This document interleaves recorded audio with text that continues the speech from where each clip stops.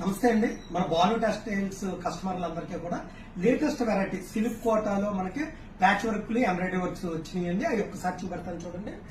ఈ సారీ అండి మనకి ఇది సిల్క్ కోట అండి. క్వాలిటీ వచ్చి సిల్క్ కోట క్వాలిటీ మనకి ఈ విధంగా ఉంటుంది. ఇది అప్లిక్ అండి, దాని మీద అప్లిక్ చేయబడ్డది.